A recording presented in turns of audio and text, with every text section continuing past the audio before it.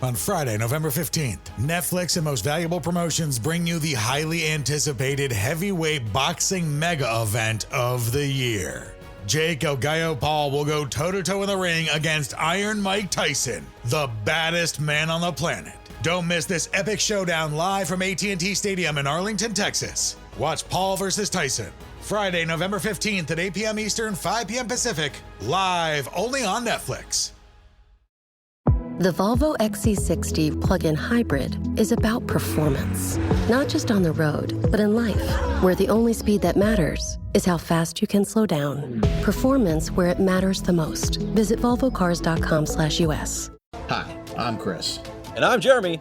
And I'm Fergal. And we're from Movie Smash. Comic book movies are having a golden age right now with the MCU. Movies based on comics aren't necessarily a new thing, but they're a big thing. Join us every other Tuesday on Movie Smash. We explore these movies and find some hidden gems. Every other week, we revisit some of the best.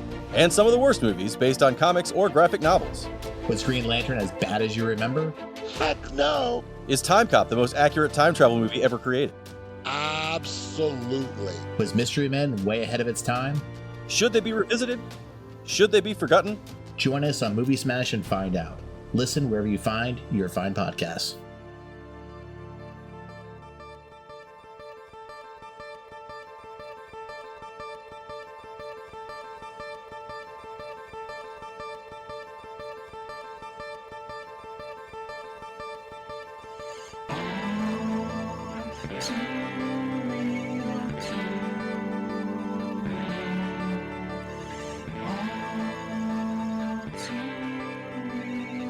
Okay, everybody, welcome to the latest episode of All Too Real 2. My name is Michael E. Cullen II, and with me, as always, is... Sesame, Casual Racism, and Carta. That's an interesting name. Yeah, I know. It is. Are you going to stick with that? Probably not. I got a lot of people giving me, mean side eyes lately, so not a good look to call myself Casual Racism as a name, so probably not. Yeah. I mean, it might be a good name for a band. It could be, an ironic punk band name. Yeah. Instead of a neo-Nazi group, we're the Casual Racism band. We're we kind of don't like Asians, but we're not really gonna be mean about it, you know? Or you're just the opposite of the name, where you're just totally, all your songs are about unity and how much you love everybody. Yeah, that could be it too. Yeah. Wow. Good times. Yeah. So today on the show, folks, we're taking a little look back at the season 1, episode 1, the pilot of the now Netflix TV series Cobra Kai. Cobra Kai? The episode is entitled Ace Degenerate, and it was written by Robert Mark Kamen, Josh Held, Hayden Schlossberg. The show was created by Josh Hurwitz, Hayden Schlossberg. They were the directors of the episode. The show stars William Zabka as Johnny Lawrence, Ralph Macchio as Daniel LaRusso, Zolo Marinduña. I can't pronounce his name. It's Marideuna. Oh. Anyways, he's also the guy that played. I haven't watched it yet. The Blue Beetle. Cool. Then we have Ed Asner as Sid. Yep. Dan Adut as Anush. We'll just go with that. Brett Ernst as Louis LaRusso Jr. Yep. Yeah, and then we have Mary Mauser as Samantha LaRusso. Annalisa Cochran as Yasmin, among other people in this pilot episode. So, okay. So this was my first time visiting it back since when it originally premiered, 6 years ago, something years ago? It's 2018, April. Yeah, so 6.5 years ago. Yeah. I'm not up to date on the show at all. I've only watched maybe the first season.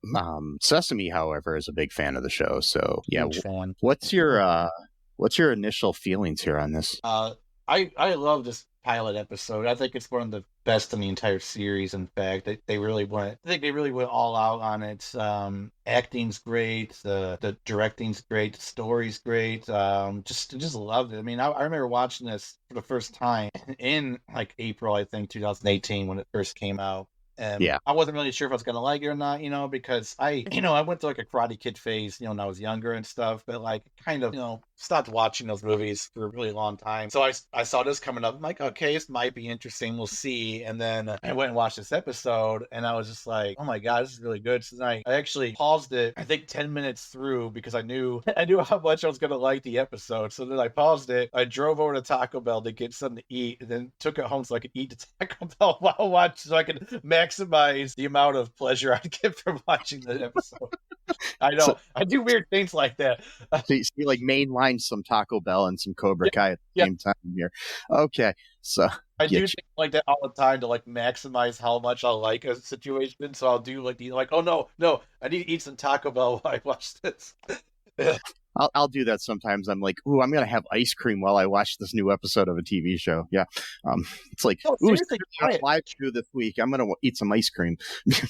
No, I'm seriously do stuff like that, because it does make things better. Anyway, so sometimes it backfires though, because you're like I'm really excited about this TV show and the ice cream or whatever, or the Taco Bell I'm having, and then you are more excited about the Taco Bell in the long run, and then yeah, that's true. Yeah, that can't happen. You're like, god damn it, now I can't enjoy Taco Bell anymore because I attached the memory to Taco Bell.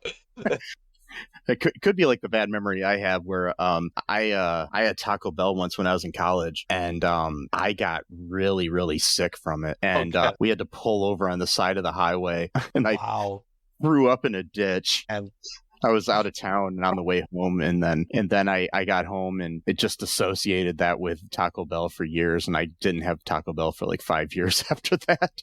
Yeah, no, I know that happened. Yeah. So yeah, the Internet Movie Database. I mean, I liked this. I like this episode a lot. I think it is a good pilot. The Internet Movie Database short synopsis of this episode is 34 years after losing the All Valley Karate Championship, Johnny Lawrence decides to reopen the Cobra Kai Dojo while his school adversary, Daniel LaRusso, runs a successful auto business. I mean, that's pretty much, synopsis. But yeah. That's pretty much the gist of it, but obviously, the details add more. A lot more happened. Yeah. So speaking of that, what does happen in this episode here, Sesame? So, it begins with the memory of him. Well, I don't even know if it's a memory, but they're showing like the end of Karate Kid when they have their final match, and Daniel does the whole infamous crane kick or whatever, and then they kind of show him like pounding the floor or whatever, and then they show current day Johnny Lawrence in the same position.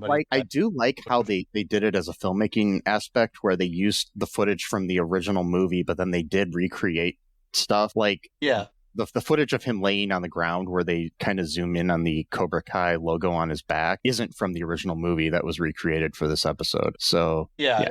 Really different. You could even tell too when Daniel kicks him up close, it's the current or an older version of Johnny, not the you know what I mean? Like when they zoom in, you can see it for like 1 second. It's not the young version of Williams after an older. Yeah, I think they just got body doubles. So yeah, but yeah. And so he wakes up. He's pretty much like a miserable middle-aged man. He's got like a bag of chips just laying in his bed with them. Chips just strewn on his bed. Terrible hygiene. God, that's that's an invitation of rats and ants, all kinds of other shit you wouldn't want in your bed. He's got an open bottle of beer. Oh, good.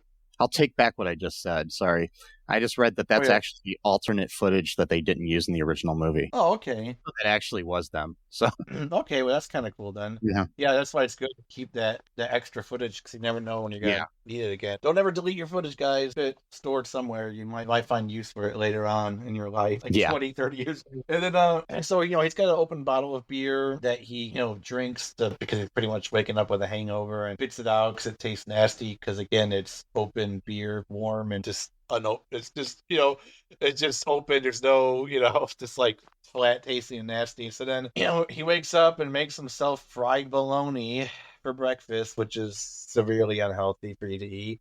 I mean, I know it tastes good, but like that's just not healthy.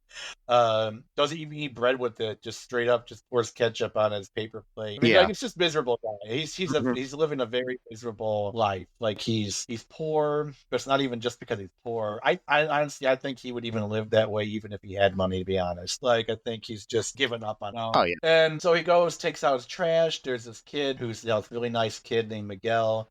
The reason why I named my name Casual Racism is because when Miguel says that they had just moved to the apartment, he goes, "Great, more immigrants." I'm like, "Hey, that's not nice," but okay. Like, okay.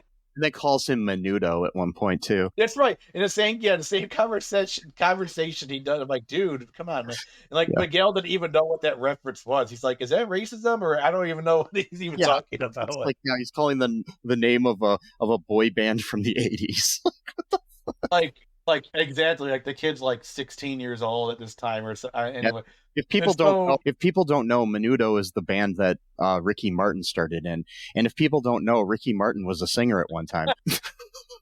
Very famous singer for a good 15 years or maybe 20 years, something like that.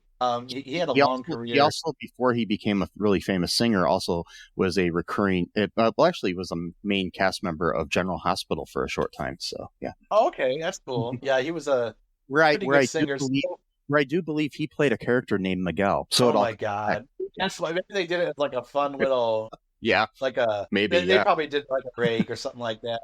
And so, Miguel's like this really nice kid. He's just kind of like, hey, the recyclables go in this, go in this thing. And, because Johnny's just throwing his trash and like whatever, like, because again, doesn't care about anything. And so he's like, because Miguel's asking him about like their pipes, cause it's pretty much like a shitty apartment complex. Like it's the rent somewhat cheaper. So that therefore yeah. And so he's like, listen, Menudo, I've been living in this shithole for almost 10 years. I think the pipes don't work. The fountain's full of piss. The only good thing about this place is I don't have to talk to anyone. So it's like so nice knowing you. It's like, oh my God. Like he's just completely given up. Like, I mean, it's like, it's like, wow. So you haven't talked to a single neighbor in 10 years? That's bad. Like I wouldn't want to be him, basically. That's kind of what the show is setting up. His downfall and then him slowly building himself up throughout. If anything, I would personally say, I think Cobra Kai, I think Johnny Lawrence is actually the main character, because Daniel already has everything he wants. He's got a very successful business, got a very pretty wife, got a family, he's got a nice home, and Johnny's, living in this shithole eating fried bologna for breakfast, So it's at least with the pilot, I mean, I don't know how the show goes on, but I mean, it's basically the protagonist and the antagonist are flipped. So it is. He's kind of Johnny's your protagonist, but he's also like a flawed protagonist, where where he's kind of more of like an anti-hero sort of thing, So yeah, and plus if you watch the show overall, like his character development just is the writing on the show is just like if anything, this was more about character development than it really. The karate is sort of like the secondary thing. That's like the thing to sort of door. But the show is really about, because like you go like they do all kinds of flashbacks like later on that kind of shows like their backstories. Like Johnny was like this scrawny little kid, got picked on a lot at school, didn't know how to defend himself, and that's when he discovered Cobra Kai. So he was riding his bike one day, during summer or whatever. He's listening to Boston on his headphones. Don't Look Back, great song. Not a great album. The first Boston album is a lot, but anyway, that's a side point. Boston put all of their great songwriting skills into one album, and then after that, they had a few good songs, but it never could surpass that album. If you listen to that first album, literally every single song on that album was played on the radio at some point. You don't get that for a lot of albums. And so it's like 10 tracks. Anyway, I don't want to get too much on Boston. Well, we'll do another episode later in the future about the band Boston. The band Boston, because they're great. I mean, God, such a great album. Anyway, so that's Tom Scholes from the band is from Toledo, Ohio. So yeah, he is, and so he was a very, very good guitarist. And so Johnny's rocking out. This is later on. This is not a pilot episode, but I'm just saying, like they do a lot of character development to talk about like where do people come from, kind of why they react to things the way they do. A lot of it has to do with like fathers and sons, or like male role models, and like how that could sort of uplift or break a person's spirit depending on who is her. So like obviously John Kreese put Johnny on a very dark path, but then we learn later on even John Kreese has a really traumatic backstory. So it's basically just like every single horrible character in this show at one point was innocent, you know, like, and, Yeah, I mean, and that's then, yeah, that's a way to write things sometimes, but there's also, I think that can be overdone too, and you don't need to know the backstory of some people. Like when Rob Zombie did his Halloween movies, I really didn't need to know the whole backstory of Michael Myers. I really didn't. right. Well, this show does it pretty well because they don't like dwell like 100%. Like here's John Kreese's. Yeah. It's better done in a TV series where you have things like this because it makes more sense. Ooh, there's some cops outside where I am. If you can hear them in the background. Anyway, so yeah, they're not coming to get me, I swear. And yeah, but yeah, when you do it in a TV series, it makes more sense to develop things. But in a movie, I don't like it when you give too much backstory for your villain. I mean, sometimes it works, but you know, yeah, depends on how much time you have in the pay stuff like that. Mm-hmm. You know, TV is much easier to write as well because you have more time. I personally like, at this point in my life, I actually like TV more in terms of like developing a story than a movie. Oh, yeah. Because you move 2 hours, maybe 3, you know, and then that's it. And yeah, Cobra Kai, I did the math. So I did like, you know, okay, so there's like total is going to be 65 episodes by the time that ends with 15 episodes. So I did the math. I'm like, okay, so if we were going to split this up into 2-hour film, Cobra Kai, the TV show, would be the equivalent of 16 movies. So you got like the first 3 Karate Kid and then add 16. So technically you have 19 Karate Kid movies to tell this story. That's not counting the next Karate Kid with Hilary Duff, which I'm hoping they're going to make that canon. Hilary Swank. Sorry, Hilary Swank. From also that great movie with Jack Black and Jason Biggs, Saving Silver. She was in that movie too. No, she wasn't. She wasn't her. Who was that then? You're probably thinking of. There's some other people in it, but I know she's not in that movie. There's like 2 different women in that movie, but yeah. I'm talking about the main one that was like bitch, basically. That's probably a man. What's her name? Let's see. Well, I got it wrong. Yeah, no. I just know she's not in that. You're probably thinking of Amanda Peet or Amanda Detmer. Amanda Peet is probably the main star of it. Yeah, she looks a little bit more like Hilary Swank. Yeah. Okay, yeah. Okay, well, yeah, I got that wrong. But it's like I hope that they're gonna make that canon. Anyway, I don't want to go too far into that, but like, so, you know, he's living this crappy life. He's there's a lot of parallels between him and Mr. Miyagi, by the way, because like he's like a handyman, and that was Mr. Miyagi was pretty much like the super at the apartment complex movie. Johnny travels for work. He doesn't actually work in the same spot or whatever. He's pretty much doing those kind of jobs. Yeah, they're setting it up where Miguel is the new Daniel and Johnny is the new Miyagi. So yeah, there's actually tons of parallel. Not just that, but I actually wrote some down earlier. There's actually a lot of like Easter eggs are kind of thrown in there. Pair him to Mr. Miyagi. It's very interesting. And so, you know, people treat him like crap at work, obviously, because he's like the underdog here. So he's doing all these jobs for rich people, and you know the kids are like doing squirt guns at him when he's on the ladder trying to clean the gutters. And finds a nasty ass rat inside the gutters, and trying to level a TV at this rich bitch's house. Like, the TV goes on the other side of the wall, and he's like, you said about that rat though. People don't realize that was also the star of a famous movie from our childhood. I hate to break it to people. That was Fievel from American Tail. That's what happened. No. I thought you were going to say Splinter like in Ninja Turtles. I'm like, wait, that's Splinter? No. Yeah, that was Splinter. No, West, and he didn't make it all the way. Unfortunately, he didn't make it the trip. He tried, but you know, sometimes these things don't work out. That's terrible. And so he gets fired because he told that woman, you know, to stop bitching at him. And so she's like, oh, well, he called me a bitch, even though she is objectively, she was treating him more because she did typical crap too, where they don't give you the actual correct instructions. They just like assume that you know what they're talking about. And so they're like, oh, well, I said to put the TV across the door. And he's like, this is like, no, not that door. It's like, well, then you should have been the one to, like, if there's 2 doors, you should have been one to say this door. Like that's your job. Like, you know, and so, you know, his boss fired because, you know, he called her a bitch, even though and then kind of funny, he's like, no, I didn't call her a bitch. I said she was bitching. There's a difference. Then he talks like, you're firing me because of that bitch. And then so he gets fired. Now he's pissed off. He turns on the radio in his car. By the way, he like perpetually lives in the 80s because like that's where he was on top. So he's never really gotten past that. So he still drives a Firebird Pontiac.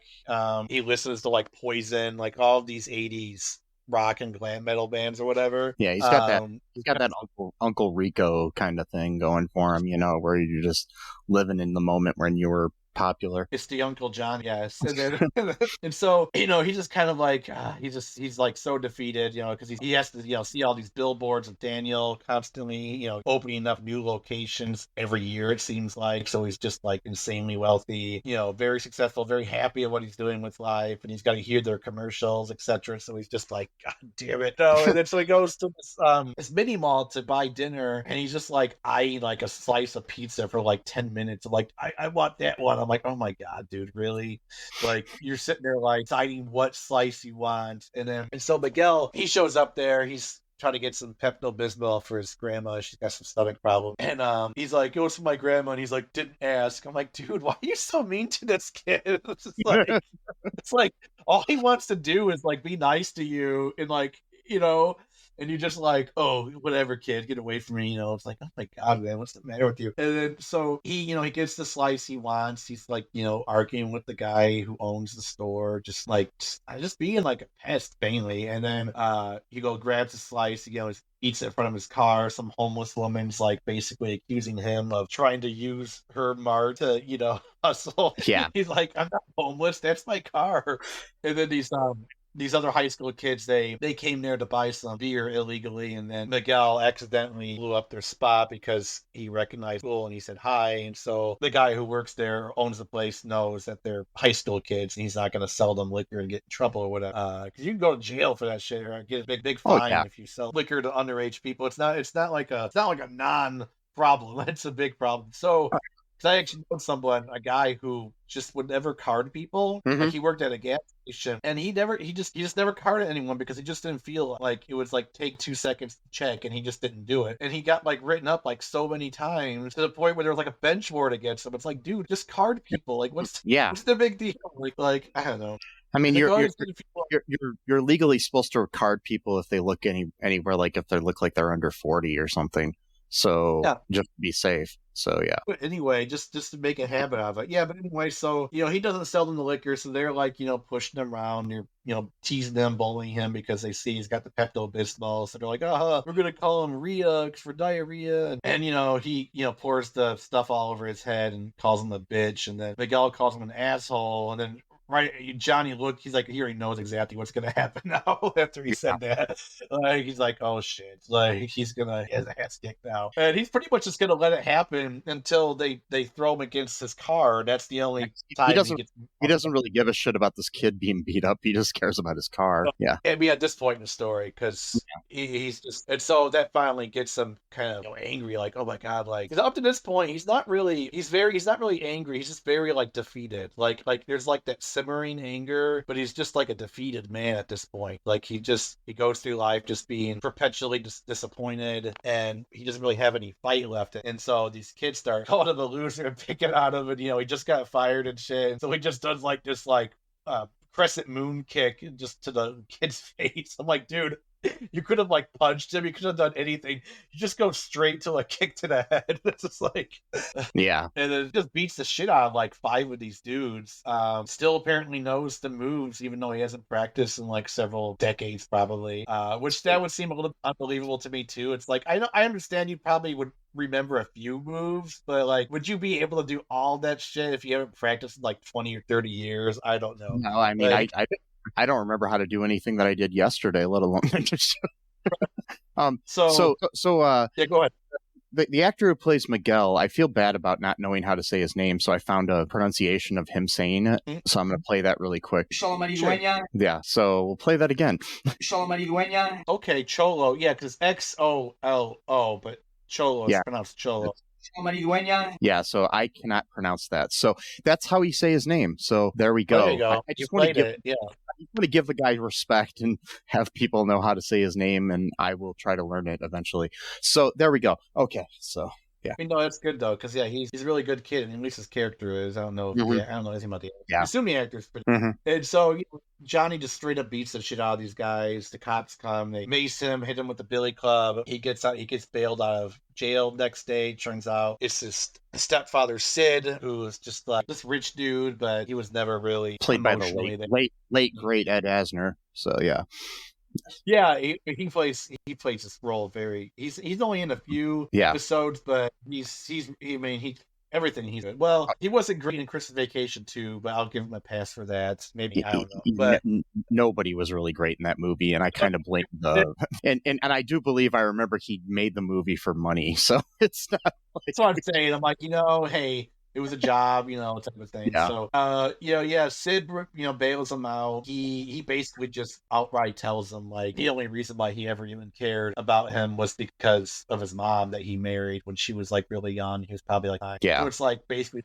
Yeah, I don't even give a shit about you. Like, I just tolerated you were my wife's son, essentially. It's like, oh, wow, that's great. That makes you feel really warm inside, So he's like, hey, I'm buying you out of my life. Here's a check. This is the last I'm giving you, and then we're done. And then Johnny's like, seriously? Like, so he just like rips up the check. He's like, I'd rather be homeless than take money. Like, oh, okay, that's great, whatever.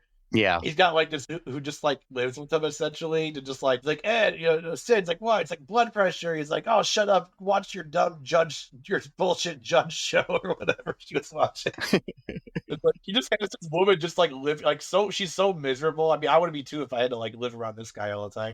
Just like so mean and just like alone. What's interesting to parallels to that though, because Sid is almost like the rich version of Johnny. Like he just lives alone, has no friend. Like nobody for him except for his aide. That's probably the only person in his life that's actually around him, but even she doesn't really like him very much. Rightfully so, because he's the one who's acting the way he does. So, we got this thing where Johnny is like, he's kind of like invigorated a little bit from the fight, but he's still, that's not really enough to kind of get him going again. So he goes back to drinking. He's pouring whiskey into a beer can that he had just finished. So we got he's pretty much like a listless alcoholic. That's kind of his character at this point. Yeah. He's watching one of the old 80s movies because, again, everything he does is in the 80s. He's watching Iron Will, I think. It's Iron, Iron Heart? No, I just had it. Oh, okay. Iron Eagle. Iron Eagle. Yeah, which is, it was a series of those movies with Louis Gossett Jr., who sadly passed away recently too. Yeah. Yeah. So he's watching Iron Eagle because, again, like everything's 80s for him. And so there's that scene where the guy dies, or seemingly at the end of the movie, and he's playing back this tape that the guy told him to listen to ever like died. Yeah. It's basically like a pep talk saying stuff like, God doesn't give people gifts that they're not. Starts like thinking back to his past of like, being in karate and stuff. And he's like kind of crying a little bit, just sort of thinking about, like the good old days. And then, he's just like having this emotional moment. And then boom, it shows a Daniel Russo car commercial. And he's just like, God damn it. He's sitting there trying to turn off the TV. And of course the remote doesn't work. So he just like throws the whiskey bottle at his TV and just breaks it.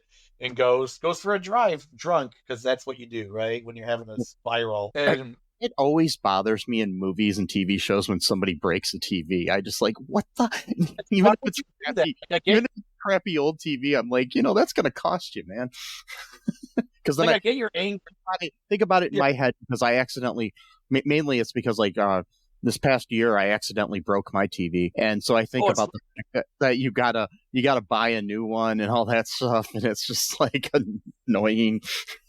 So. It's like if I was angry, I would just break something that's not important to me. If I needed to like break something, it's like my sister when we were younger, and we used to have cordless phones in the house. She literally broke about 10 cordless phones in her life, because she'd be on the phone like fighting with her boyfriend or something and throw the phone at the wall, and I'd be like, Christy, we all need to use the phone. Like, that's just another one. Okay, here we go. Yeah.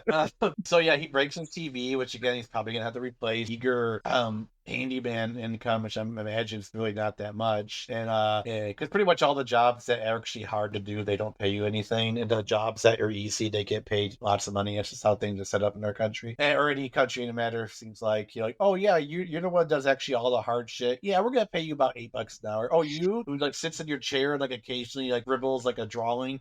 you get $1,000. Like, oh, anyway, so capitalism, he goes for a nice drop with it. I said that's how it goes. That's how it goes. Yeah. So he goes through a nice little stroll while drinking his whiskey bottle in a paper bag. But that's the other thing too. I always hated, like, oh, you're really tricking people by putting in a paper bag. Like they know that's what you're doing. So, like, if anything, it would be less suspicious if you were drinking it without a paper bag because they would just think you're drinking like a soda or something. So, if anything, you're bringing attention to the fact crime. But fine, whatever. Do what you gotta do. I mean, nowadays, if you do it, you're stupid, in my opinion, because you just get like one of those reusable Stanley cups or something and throw it in there. And you get yourself like a breath refreshener that's built in so that you don't smell like liquor, isn't it? And so I don't want to. I don't want to advertise a restaurant that I think is kind of evil for the things that they donate to. But speaking of fresh breath, my father went and used the restroom at a Chick-fil-A the other day. Okay. And he told me that they have this new thing. They have in their bathrooms, because I think this is actually kind of cool. They have these little like disposable cups, and they have a little thing where you can get mouthwash out of a dispenser. They have a mouthwash dispenser in the bathroom, and then you can get a little water in it and like rinse your mouth out after you have your food if you don't want your breath to stink like chicken or whatever. So I guess that's actually not a bad idea. I actually thought it was genius. So that actually is a pretty good because you get the freshen your mouth up, clean your teeth a little. Yeah, that's not. If you're stopping in the restaurant to eat lunch while you're at work and you want to go back and if you're like a lawyer or something, you need to talk to clients later, then you don't have to worry about having a toothbrush at work or something, Or like most people aren't going to have like a thing of Listerine at work, like just waiting. Yeah, that's actually is a terrible company, but yeah, it's a pretty good idea. Yeah. Evil people and bigots and stuff, but yeah, it's sometimes even evil people come up with good ideas. So, yeah. Hitler had a few good ideas. They had nothing to do with fascism. Maybe at one point Hitler was like, "Hey, maybe we should put the rug on this side of the room," and like, "Oh, well, there you go." Hey, doesn't mean everything else he's doing is good, but he when it comes to rugs, he's a vegetarian. Yeah, so yeah. So that means, if you want to be a good vegetarian, you gotta be like Hitler. No, that makes up for all the killing, right? No, it's just no, it doesn't. That's how people act about like Donald Trump. Sometimes they're like, "Oh, well, one time he did this one good thing, so that makes up for all of the bad things he's done." It's like, no, it doesn't. The whole thing, Joe Rogan, like, well, Joe Rogan makes a few good points. I'm like, okay, so why would you want to go turd mining? Like, you're gonna listen to like 8 hours of Joe Rogan for like maybe 10 minutes of good points when you can just listen to other people who just continuously make those good points. Like, a stuck or broken clock is right twice a day. It doesn't mean that it's still a good clock. Yeah. So Johnny's basically spiraling at this point. He's driving drunk, swerving around. He's lucky he's not causing any car. And then he eventually goes to the All Valley Sports Arena where he's lost. And he's sort of just like he's reminiscing. He's both reminiscing and spiraling at the same time. So like he'll have like a memory, he'll smile, and then he'll have a memory of Daniel kind of moving in on his girl. Then he thinks about getting kicked, so he's kind of like pounding his steering wheel a little bit, and he eventually gets to the sports arena, and then he starts having the memory of where John Kreese was like basically like got him in a chokehold, just because he didn't win the match. And that's the other thing too about this story, these karate. There's like tons of adults on minor physical assault, and nobody gets in trouble for it. Like it's fine. Like you're allowed to Johnny 17. Johnny got arrested, but honestly, he did. I think in real society, though, in like the real world, after he beat the asses of these teenagers in front of that carryout, he probably would still be in jail. He would be. There is one point though where Miguel's pestering him about what that was, and he's like, "I don't even know if I'm allowed to be around kids right now, because of what happened." He's like, "Listen, I don't even know if I'm allowed to be talking to you." Right? In the real world, there's no way in hell he would be able to open up a dojo. No, absolutely not. Like, oh, by the way, I'm gonna start teaching the shit I just used on those 16-year-olds. It's like, wait, two other 16-year-olds. It's like, hey, remember how I kicked those teenagers when I'm a 51-year-old man? I'm gonna teach you to do the same thing to those 16-year-olds. Yeah, and they're gonna let these kids just around me in my business. Like, what the fuck? Yeah, I'm just gonna let you. Oh my god, there's so. this show gets even more crazy where like it's just like John Kreese eventually does show up back in the show and he ends up punching this one kid in the face just because the kid was annoying him. Like he didn't even like do any like he wasn't even like trying to fight him. He wasn't like he came into the dojo by himself and Kreese was there all alone and the kid was being annoying. He's like, oh, my friends have been asking me to join the club, and it's like it's not a club, it's a dojo. So it's like everything this kid's saying is rubbing him the wrong way, like calling it a club, making up ground rules. He's like, I want to learn how to hit and kick, but without getting hit or kicked. It's just like, no, it's not how it works. And then he goes and criticizes his tattoo, and he's like, oh, well, technically the Cobra's eyes are not like this. They're a little bit more round, and it's just like he's just touching the dude's like arm. I'm like, dude, boundaries, man. Like you just don't walk up to somebody and just start touching them. What are you doing, man? Yeah, but it's still, so like you don't punch a kid. No, you don't. No, you don't. But yeah, no, I agree. He shouldn't hit a kid in the face. I understand, but he was pretty annoying, so he kind of had it coming. He did not have it coming. So that's later on. That's not. But just like in general, there's a lot of adult on children violence that just never gets, like, nobody gets in trouble for. Yeah. Like, we're like, oh, well, they're 16. I'm like, yeah, but that's still children. Like, yeah, but they're not kids. I'm like, it doesn't matter. You can't punch someone in the face. Like, whether they're 10 or 16, the law is the same. Try that in the real world and see what happens. I'm just saying. Yeah. Go ahead and punch a 16-year-old in the face and see what happens. Not going to be good. Please don't take that advice. Don't. Sorry, I wasn't trying to encourage crimes here. Yes. So he's kind of having a spiral going on. He's remembering, just, the bad times with his teacher as well, because it's like he looked up to him and then at the same time, he abused him right after a tournament just because he didn't get first place. And he even kicked him off the team. He's like, if you go in further in the show, you realize at that point, Johnny had been part of Cobra 6 years. So it's not like just some like, oh, you're off the team for after a month. Like you spent a good chunk of your life doing this. And now your teacher's like, fuck you, you lost, you're off the team. I'm like, wow, okay. And so right at that moment, when he's kind of like doing a fist because he's like really angry at this. He's like, I'm gonna go punch imaginary John Kreese right now, the ghost of Kreese. I'm gonna beat the shit out of him. And then all of a sudden, someone crashes into his car because the idiot had his car parked not by the side, had a car just sticking out into the road.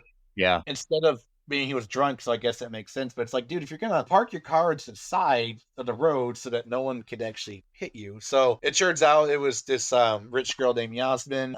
She's got a couple other friends in there. They're like telling him to go. He goes berserk on them, trying to force open the door to like yell at them. They end up off. He can't start his car anymore. And so, which is weird. The car had an airbag, and I'm thinking, did Firebirds have cars have airbags that early on, or is that I don't know when airbags started. Some did, I believe. Okay, so I'm sorry, but like the airbag goes off, and then he's got to get the car towed, right? Well, where's the car get towed? LaRusso Auto. So he's like, God damn it, So he's like, he's trying to go there with like a hoodie. He's got sunglasses on. He's trying to be really inconspicuous. He wants to get his car taken out of there because he doesn't want to, give any business to Daniel. Daniel, of course, sees him and wants to talk, and Johnny, of course, is getting irritated by this again because he doesn't really like Daniel, even after. Yeah. After all these years, there is a little bit of continuity issue though, because again, I'm nitpicking, but I don't really care, but it's interesting. So at the end of Karate Kid, first movie, he loses to Daniel. He gets second place. He actually hugs Daniel at the very end and says, "You're all right, LaRusso." And then after that, it's when the thing happens. So it's weird that he changes feelings towards Daniel in a positive direction at the end of the movie, but now he's back to where he was, where he hated them. So I don't really know how that happened. Maybe just seeing him successful made him bitter or something like that. Yeah, I don't really know. Because we don't know what happened in the intervening 34 years, Yeah. Well, we know that they haven't seen each other since that time. But yeah, he could have just been really bitter about, or it could have just been a continuity issue that he just didn't think of at the time. That could have been as well. Because a lot of times they don't like watch like every single. It's fans, because we sort of assume that writers are like watching every little detail that we are. It's like, well, how come they missed that? They didn't write that part. And it's like, well, they're not doing the same thing we're doing, They're watching it, sure, to come up with ideas, but they're not like, oh, plus you see that But you mainly it was just you needed a conceit for the existence of the TV series, because otherwise Yeah, you wouldn't have for it. Yeah, I mean, you could. It would just be a completely different show where it'll be Daniel and Johnny team up to start their own dojo, but that wouldn't really be as exciting. It wouldn't be as much conflict going on. So, Mhm. Daniel's kind of basically kind of pitying him a little bit, like, "Hey, man, like this is gonna cost more than a car is worth. Like, just let me do this for you as a solid. Our guys can learn how to work on an old car like this if you're not used to. You get it fixed for free. We all win the situation." Johnny feels kind of humiliated, but he goes with it because he doesn't have any other choice in the matter. Yeah. And so, and they kind of tease him a little bit, like, "Oh, this is the guy whose ass you kicked in high school," and they're like, "No, it was a really close match, and technically, though, I kicked his face." And Johnny's like, "Yeah, it was an illegal kick," and he's like, "Oh, illegal." Like that time when they're already starting to argue with each other about that. That's And what's so sad about this, right? that's Go ahead, that's another thing. In the original movie, there was no mention of that being an illegal kick at all. So technically it is, but there's no mention in it. There are certain moves that you're not allowed to do. actually, technically, I looked it up. It's not illegal. Oh, really? Yeah, according to the I trivia. thought you're not allowed to. Oh, okay. Yeah, I thought you weren't allowed to hit someone in the face, and especially like the under 18 tournaments. But yeah, the way it goes, I don't think it was actually illegal. So, but that's okay. up for debate, I guess. So, yeah. Well, I just thought it was. I mean, I just Mhm. took his word for it. It's a TV show, but Yeah. he did commit several crimes though, because in order for Daniel to even get in the tournament, he had to be at least a brown belt or a black belt. Mr. Miyagi lied and said he was a black belt, and then he took a black belt, haven't put it on. So right there, cheating to get in. So automatic grounds of disqualification just from the get-go, Daniel criminal. And then there are certain things he wasn't allowed to do. Like, for example, he went out of bounds several times. They didn't call that against him. Yeah. That's fine. So technically Daniel was a cheater anyway. But it's fine, whatever. Sometimes It's a cheaters win, movie. so it's good. What's that? It's a movie. It's a movie. No, it's a real life. It's a movie, but it's also real at the same time. Okay, it's one of those things. You gotta go with it. And It's not a documentary. it's not a documentary, but come on, Daniel LaRusso is such a punk though. Because like everyone acts like he's such pure as a driven snow. Oh, because he was bullied, so that makes everything. Okay, really, everything. Okay, so he caused a collision of several car accidents during how property damage galore. He could have caused severe injury by running on top. He ran on top of a hood of a car, jumped off of it, and that caused several car accidents. Someone could have gotten killed. Whiplash at the very least. So there you go.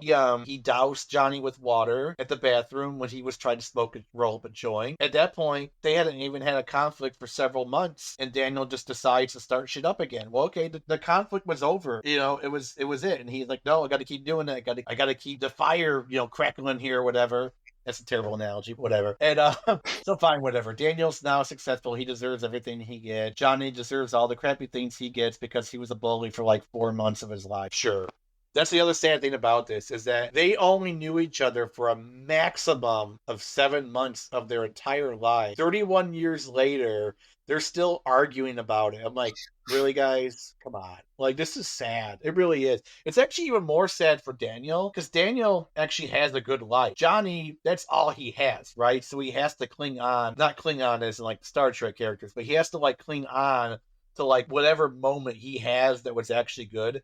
Daniel has like 1,000 of good moments since then. He's like, no, I have to take away the one good moment Johnny has left, so I could take that too. So he has nothing. Daniel's the hero of the story? Okay, sure, I guess. If you think villains are heroes and heroes are villains, then I guess Trump is a hero according to some people, right? Well, this is the reason this is the reason the TV show exists. So no, it doesn't exist, so I can complain about it.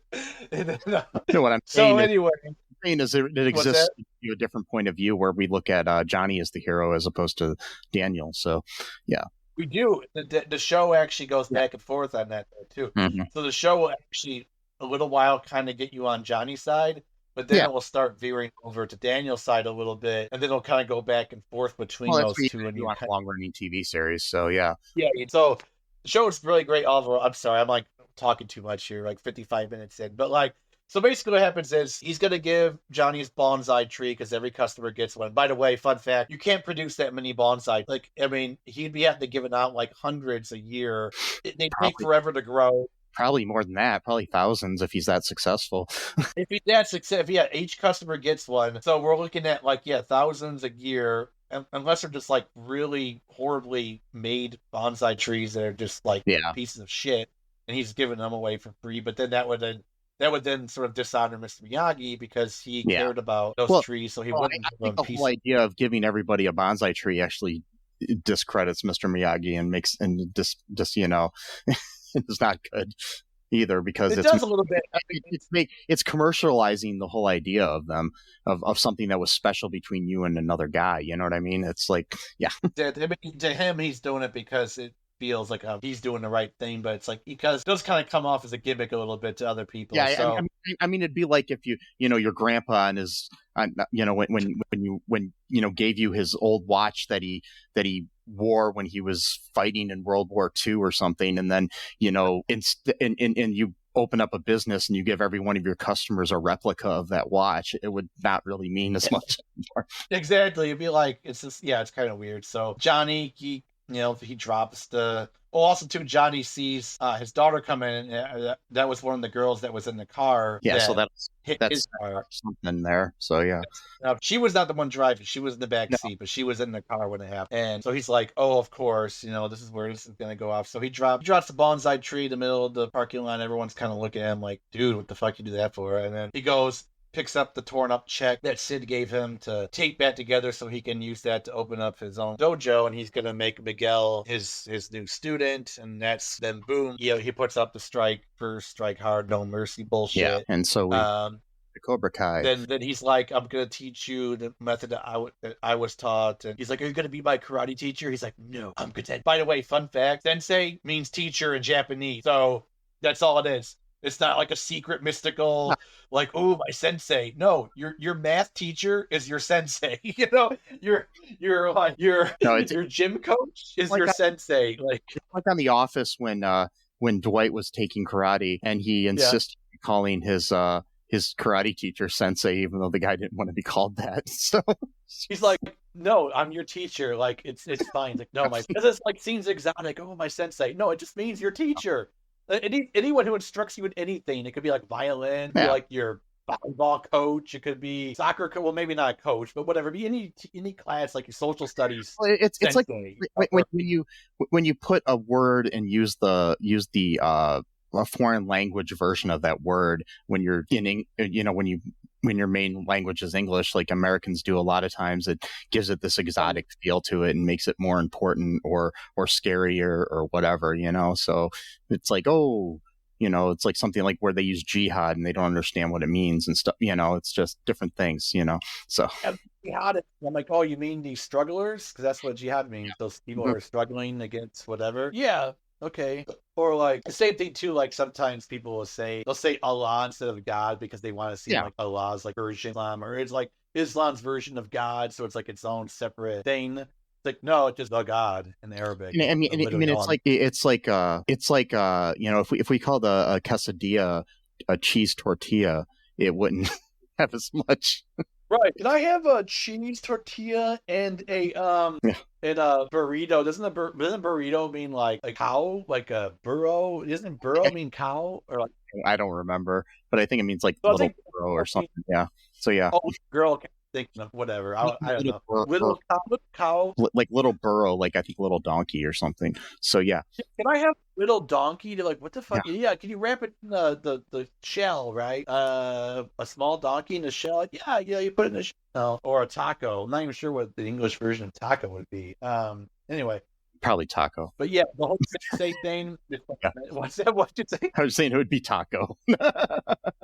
Taco. Yeah, taco doesn't have any it's just the same word. Like, there's no. Yeah, burrito means little donkey in Spanish. So how did that become a name for a food dish that's not donkey based? Yeah, so basically it's because it's based on the idea that the name burrito as applied to the dish possibly derives from the tendency for burritos or little donkeys to contain a lot of different things similar to how a burrito, I mean the food, to contain a lot of different things similar to how a donkey would be able to carry a large burden. So they. Oh. Okay. All right. I So mean, you're okay, that makes a sense. lot of things, and like you would put a lot of things on the back of a donkey. Yeah. So yeah. Right. Yeah. Okay, that does make sense. I mean, people make all kind of weird food metaphors. I mean, like pigs in a I mean, blanket, for but example. You know. when we boil down to it, all words are made up. Yeah. So Oh, like, sure. I mean, absolutely. I was at work the other day, and somebody said some word like I don't know what we were talking about, but it was a word that was a legitimate word that people use, and somebody says that sounds like a made up word, and I was like, every word's a made up word. Like literally every Yeah. before, like when we were cavemen. Yeah. And we were just like gesturing to each other. That was still a language in No, of itself. no word just existed. It's just No. Yeah. But, yeah, the word come from the heavens. We're like, okay, even the word pocket meat. didn't exist. Yeah, even the word Yeah. did not. Yeah. Very true. Very true. Yeah. Any other thoughts here about this episode? No, and feel free to edit some of this down, by the way, because I was kind of going off on tangents, so we'll I be don't good. give a shit. Either way, I edit. Yeah, we'll be good. Yeah. So, that's all I really had to say. I liked the episode. I'm probably gonna get back into watching the show eventually. When I get off of some of the other shows I'm binging right now. So, but yeah, hope you enjoyed this episode. Folks, make sure you go to all2real2.com to check out all of our links and all of everything there. Our show notes are listed there. We've got merch over at TeePublic. There's a link there on that for that as well. Also, you can help support us by going to Patreon. And another way you can help support us is to subscribe to the show on whatever app or however you're listening to this. I mean, just subscribe. It's very simple. You don't have to listen to every episode. Just listen to the ones you want to, but subscribe. It helps get our name out there and helps support the show. Give us a 5-star review. That's another great way to help. You can go to Apple Podcasts and give us a review there. Also, I believe on Spotify, and you can review individual episodes on Spotify as well. Yeah. Also, another way you could do it is you could open up your own dojo and call it the All2Real2 Dojo. And then when people ask you why you called it that, you say, well, I just named it after my favorite podcast. Yeah. That's the best way to spread our joke. That's the way to do it. It's the most inexpensive in a way it isn't. Yeah. Well, So, I mean, you got get permits and it's the whole. Yeah. So, but yeah, just remember, that I love you. Don't beat up teenagers. No, Sesame loves you. It's true. Trans lives are human lives. Free Palestine. And until next time, bye-bye. Thanks for listening to All Too Real 2 podcast, a Cullen Park production. Produced and edited by Michael E. Cullen II. Music by Matthew Hawes. Subscribe and share the show. Visit us at cullenpark.com.